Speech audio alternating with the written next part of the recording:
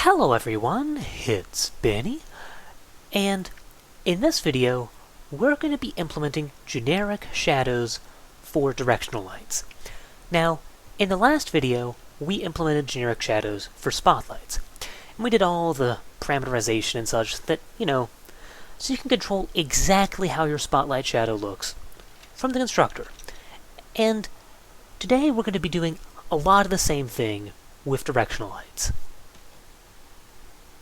Fortunately, we can actually reuse a lot of the stuff we did with Spotlight in Directional Light. So I've copied over all the parameters and this sort of condition, and I moved it into the Directional Light.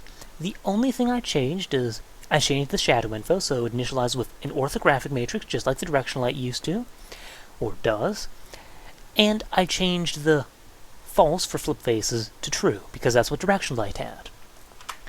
And there. So, that gives us a basic setup of the Directional Light. In fact, the only thing I did different is I added a parameter after the shadow map size power of 2 for the shadow area. And that's, well, you know how before this was like -40 to 40, then -40 to 40, etc., etc.? That's kind of what this is. This would be like 80 for that, and then we divide it by 2 to get the -40 to 40. So yeah, this is basically how big of an area does the Directional Light shadow cast. So yeah, that's what that is. And with that, I should be able to build and run, and we'll be able to see our problem. Yeah, our whole shadow, multiple shadows thing has broken again, because, well, if I remove Spotlight, you see something interesting. That's right, our Directional Light has started working again.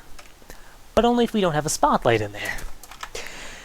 So, part of the problem here, well, even if it's just a coding thing, is that we're duplicating code. We have the same code in two places, so let's fix that. Right here, I'm just going to cut and move this over here. And I'm going to take the int shadow map index over here. It's going to default to 0. And if there's shadow info, then and only then am I going to say, okay, shadow map index, that becomes that. And there, that way I don't need this else clause, because by default, shadow map index is going to be 0. And then we're going to set that to, 0. Well, it's going to select 0 and use that as render target, and do all that stuff. So there, if I build and run, I don't think that's going to solve the issue.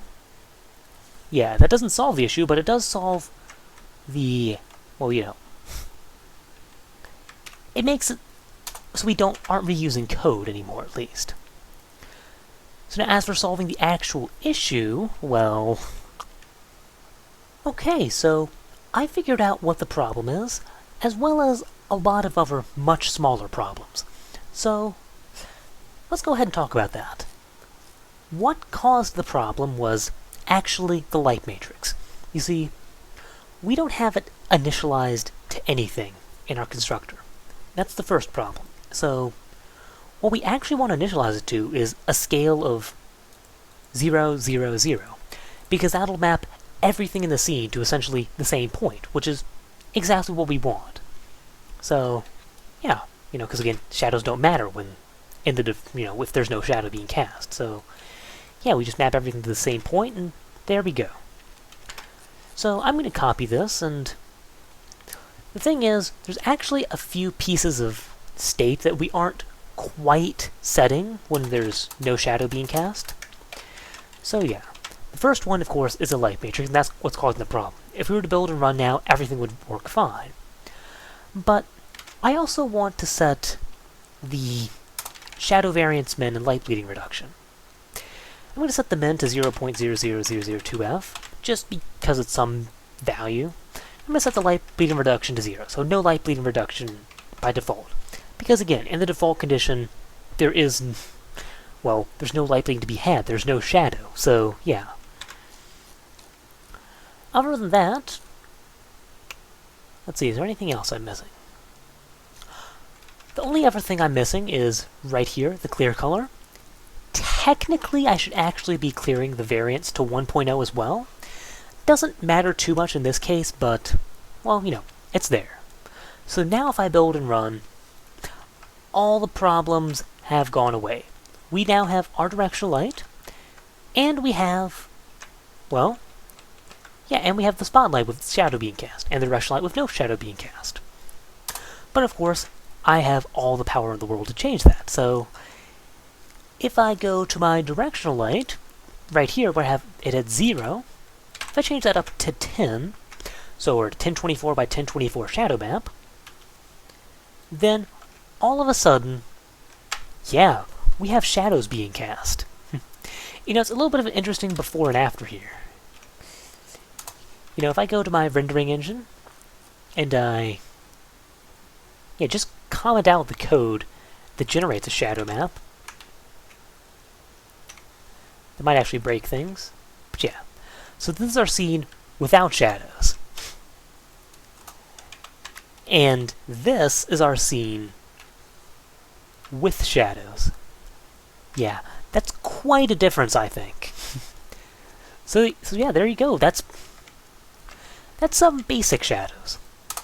But our directional light is not finished, however, because there's one problem.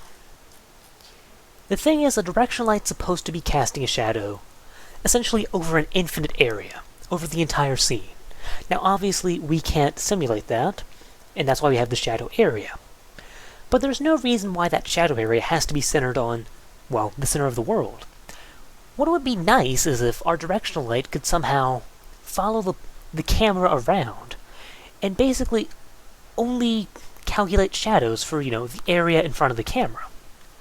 So essentially, the shadow area would, rather than defining, well, essentially it would define the distance from the camera in which the directional light casts shadows.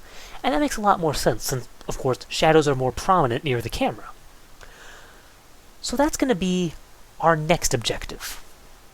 Now, if we want to do this, we're going to need some way to set the alt camera's position and rotation basically from the light. Have some way to have the light control that. And what I did here is I did just a very basic refactoring of the code, but for some reason it took me 5 minutes to type it out, so I'm just going to show you. In lighting.h, I created a new structure called Shadow Camera Transform with a vector 3f for the position and a quaternion for the rotation. Nothing special. And what I did is in Baselight, I added a function that returns this called Camera Transform. Right now it's taking in the main camera position and rotation, but I'm not using them yet. I'm just taking them in for future reference. And again, that function is a virtual function in Baselight. And all this function is doing is basically what the alt camera was already doing. It's doing the lights, get transformed rotation, storing that in position, and storing that in a shadow camera transform result, and it's returning it. That's all it's doing right now. And after that, in rendering engine.cpp, I have a shadow camera transform, which is just the active light to calc shadow camera transform, and it's passing in the main camera's transform. The main camera's get transform position, and get transform rotation. And then finally, I'm setting the alt camera to whatever position and rotation the light stored in that shadow camera position and rotation. So right now this does the exact same thing as before. It's just refactored so the light has control over it. So yeah, now everything looks exactly the same. For some reason it took me 5 minutes to type all that out, and I don't know why. But yeah, there you go.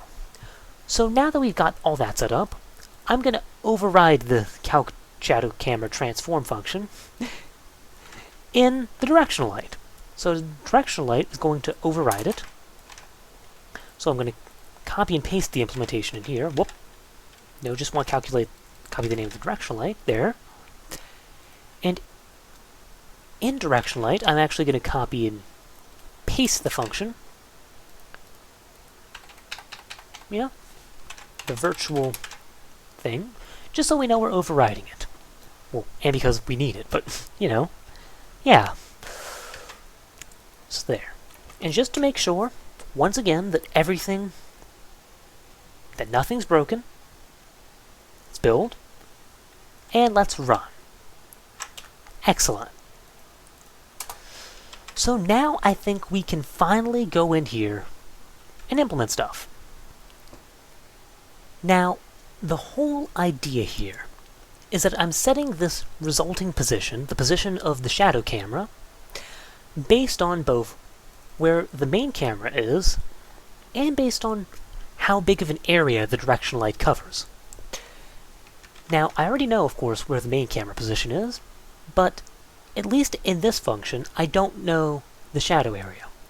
So what I'm going to do is I'm just going to take this half shadow area variable I have here, and I'm going to make it basically a variable in the directional light struct. So I'm going to move it in here, and I'm going to do this arrow half shadow area just to make it more clear that, hey, it's part of the struct. And with that, I now have access to the half shadow area. So what I'm going to do is I'm going to just completely get rid of this getTransformed position here for the result in directional light. In fact, I don't care at all where the directional light object itself is located in the world. What I'm going to do is I'm going to take the main camera position, and what I'm going to do is I'm going to add to that the main camera rotation .get forward. So I'm moving basically forward in the direction the camera's looking. And I'm going to multiply that by half shadow area. So I'm taking the main camera's position, but I'm moving forward in the direction the camera's looking by half the shadow area. So, and the reason I'm moving by half the shadow area is because, our directional light, if I move forward by half the shadow area, because you have it set up so that it's positive, going more in the half shadow area direction, and then back in the half shadow area direction, if that makes any sense, we're doing positive and negative here. Well, the negative part will make it go back to the start of where the camera is, and the positive will make it go forward the rest of the shadow distance. So, yeah. So now if I build and run, I should have the directional light dynamically moving based on where the camera is. And yeah, you can actually see a little bit of shimmering the shadow edges because of that. But yeah, if I move back far enough, I should start seeing these shadows disappear now. Yeah, you see it's sort of like looming over the horizon like that, which is an interesting artifact we're going to have to deal with. But first off, I want to deal with the shimmering. Because, that's not an amazingly pleasant artifact, and it's definitely noticeable when things start moving around. Yeah, like especially there. That's just... yeah. Now, the way that shimmering artifact occurs is when the shadow camera moves basically in increments less than the size of a shadow map texel. So, or rather, if it's not a multiple of the size of a shadow map texel. Because, if I move by, say, half a shadow map texel, then, and I re-render the scene like that, then when I generate the shadow map again, the objects aren't going to map to the exact same texels in the shadow map. So when I do the whole blurring thing, it blurs slightly differently, and and that causes it to shimmer, because it's just constantly doing that over and over. There's not much consistency in, how it keeps getting approximated slightly differently. So, the way we can solve that, as you may have already guessed, is pretty simple. We're just going to make it so that this result.position, the alt camera's position, only moves in increments of shadow map texel sizes. And you might be wondering, how on earth are we going to do that? And the first step is just to find out how big a shadow map texel is in world space. So I'm going to have a float. I'm going to call it world space shadow map texel size. And that's going to be equal to half shadow area times 2. So that gives us basically the full length of the shadow map projection. So, from one end to the other. This is how big the shadow area is. And I'm going to divide that by the resolution of the shadow map. So, cast to a float. In fact, I'm going to do this all in parentheses just to be safe. Cast to a float 1 shifted left by, well, first off, I guess would be get shadow info arrow get shadow map size is power of 2. So there. So if this is, again, if this is 10, then that's 1 shifted left by 10, which is 1024. And yeah, so there. That gets us how big one shadow map texel is in world space. And that's key. Why is that key? Because we really don't care how big a shadow map texel is in world space. We've done it because it's easy to calculate, but that's not what we really care about. What we really care about is snapping in light space. And so we're going to have to do a bit of a transformation here. Fortunately, that's actually really easy to do because, well, it's just the rotation in this case. We just have to make sure it's in the same orientation as the camera. So it's really easy to do, it's just, you got to be careful with it. So I'm going to have some vector 3f, I'm going to call it alt camera pass, sure. And that's going to equal result.pass, and it's going to be rotated, because again, all we have to do is rotate, by result.rotation, and we want the conjugate of it. So, yeah, we're going to be rotating sort of backwards here. And of course, at the end of it, we're going to set result.pass to altCamera.pass, rotated by result.rot, just as is. And there, that does the appropriate rotation. So, we've transformed it into light space, and we're transforming it back in the end.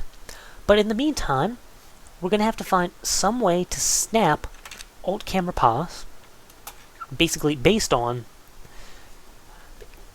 to world space shadow map texel size increments. So, yeah. And here's how we're going to do that. What we're going to do is first off, we're going to only snap on X and Y. We really don't care about Z because, well, that's not... Technically it affects the precision, but that's not nearly as perceptible as X and Y. In fact, it might as well be invisible. Because, that's just affecting precision. That shouldn't really make a difference there, so yeah. So anyways, X and Y, that's all we're going to be snapping. And of course, we're going to start with altCameraPass.getX and altCameraPass.getY. And you might be wondering, well, how on earth am I going to snap a floating point number to a multiple of some other number? And I'm sorry, it was bothering me, but off-screen I went ahead and renamed World Space Shadow Map Texel Size to just World Texel Size, because that's a lot more concise and conveys the same idea. And I renamed Alt Camera Pass to Light Space Camera Pass, because again, that makes a lot more sense for what we're doing. So yeah, that was bothering me. So anyways, how on earth are we going to snap Light Space Camera Pass to World Texel Size increments?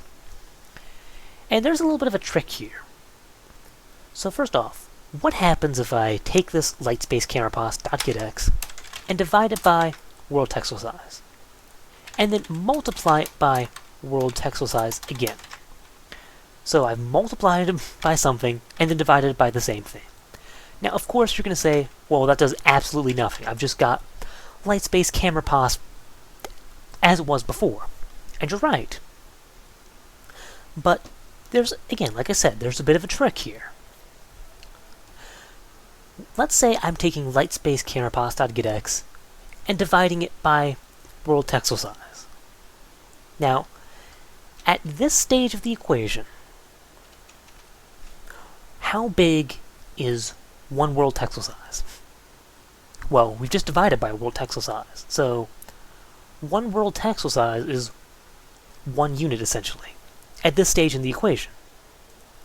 So, wait a minute. Think about that for a moment. At this stage in the equation, since we've just divided by world texel size, a world texel size is essentially 1 unit. So, all I have to do to snap to 1 is basically either round down or round up. Okay?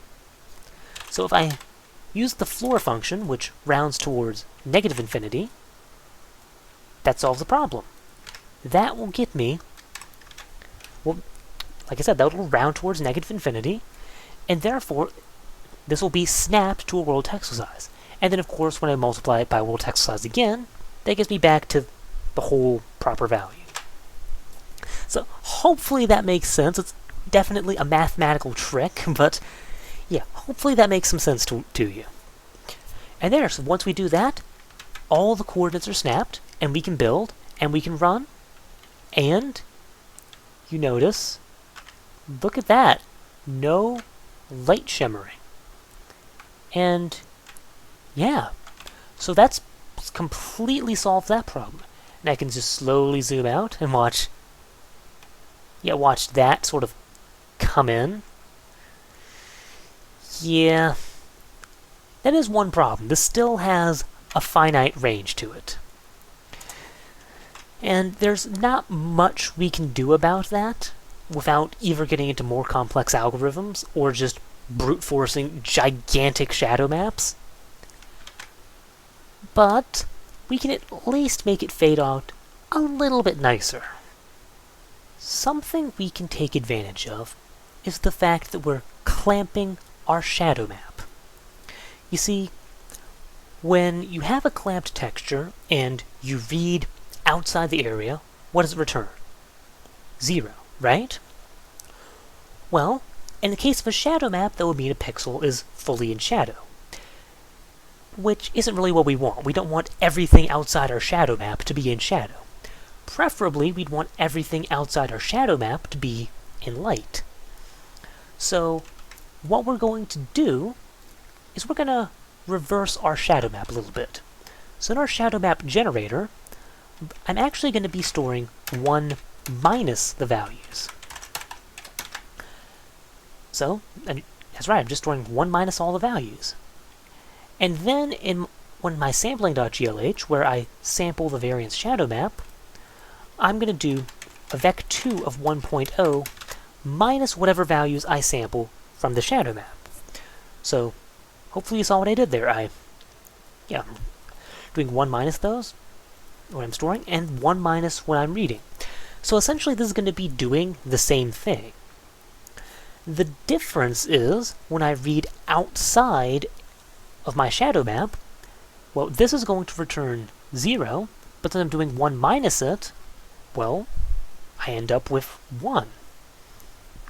So, yeah, let's see how this works. I think we might need to change the clear function, but I just want to see how it works as is. So, there it is now. If I back off, yeah, just keep backing off a little bit. Then yeah, you notice things fade off nice and smoothly. Almost. There is a little bit of an artifact right there. I'll be perfectly honest, I have no idea why that occurs. But what I do know is that if I change my clear color when I'm clearing the shadow map to 0, 0.0, and 1.0, then it seems, at least to me, to make it almost entirely go away. I mean, it's still there, it's just, it's much harder to get a camera angle. Okay, well, it's a little bit harder to get a camera angle that sees it, and, well, I think solid black's a little less distracting than what comes up otherwise. Again, I really don't know why that happens, but everything else about this makes it smooth, makes it fade away nice and smoothly. So yeah, if anyone happens to know why that occurs, let me know. I'm quite curious. But yeah. So with that, I think that just about wraps up the directional light. I think it's safe to say we have a nice generic directional light now. We can set an area, we can give it whatever shadowing parameters we want, and it generates some nice shadows, and it follows around the camera so that we always have shadows near the camera. It's worth mentioning that there's still a few things you can do to improve the quality of directional light shadows at this point. Although our directional light shadows in and of themselves tend to look fairly okay, the problem is the area. Our directional light can't really cover a very big area unless we have just a ludicrously huge shadow map, and that's completely impractical. So if you want to handle that, there's two big solutions to it. The first is cascading shadow maps, and the idea is you actually render several shadow maps for your directional lights. So you'll render, like for instance, maybe 3 shadow maps. One shadow map's going to have a very small area, and that's only going to be used very close to the camera. One shadow map's going to have sort of a medium area, and that's going to be used for things that are sort of medium away from the camera. And the other shadow map is a very big, wide area shadow map, and that's used for things that are far away from the camera. And that way, you can get some fairly nice-looking shadows over a fairly large area. And the only real cost is that now you have to render, say, 3 shadow maps instead of 1. So that's one solution to it. Another solution is called light space perspective shadow maps, and the idea is you skew the shadow map projection so that it places more shadow map pixels closer to the camera and fewer shadow map pixels farther away from the camera. And that allows you to represent essentially a much larger area of pixels with the same shadow map because, well, it still keeps a lot of the detail close to the camera. And it still only requires rendering 1 shadow map. The big cost to it is that it is a little tricky to set up, and even then it's a bit finicky. So, yeah, those are probably the 2 biggest techniques for it. You can look into that later if you want, or maybe I'll do a tutorial on them later. But for now, I think directional lights are in a good state. So we've finished spotlights, we've got some pretty good working directional lights. All that's left are point lights. And this is the problem. You see, point lights, they shoot light in all directions. And if you want to cover something in all directions, there's really only one decent solution to that. And that's render a cube map. And that requires rendering 6 shadow maps for every point light. Of course, that's not a very good solution. It works if you absolutely need it to, but if you can avoid it, you really don't want to use shadow maps with point lights. Point lights actually tend to work better with a completely different shadow mapping algorithm, or shadowing algorithm, called shadow volumes. And yeah, point lights work a lot better with that algorithm. That said, I'm not going to be covering that right now. Maybe later again, but at least for now, I'm pretty happy with where the shadows are. And frankly, I'm getting a little weary of doing nothing but shadows. I think I'm all shadowed out for now. So, that's got a basic setup for generic lights. So, we've got directional lights, we've got spotlights, and if I add it back in, it's not casting any shadows, but we still have a point light that's being rendered. And yeah, so with that, we do have some shadows. They're as generic as they can get without getting into some more advanced algorithms that I don't feel like doing at the moment. And yeah, so thank you. Hope you enjoyed. Hope you learned. And in the next video, what we're going to be doing is we're going to start talking about all these aliasing artifacts, because if you don't know if the video is going to pick it up, but if you actually move around the camera yourself, you see sort of pixels speckling all over the place in the background, and, well, that's not the most pleasant way we can handle that. So yeah, that's what we're going to be talking about in the next video, where we can talk about texture aliasing, and eventually anti-aliasing with all polygons, when that becomes more significant than texture aliasing and such. So yeah, hope you enjoyed, hope you learned, and I'll see you next time.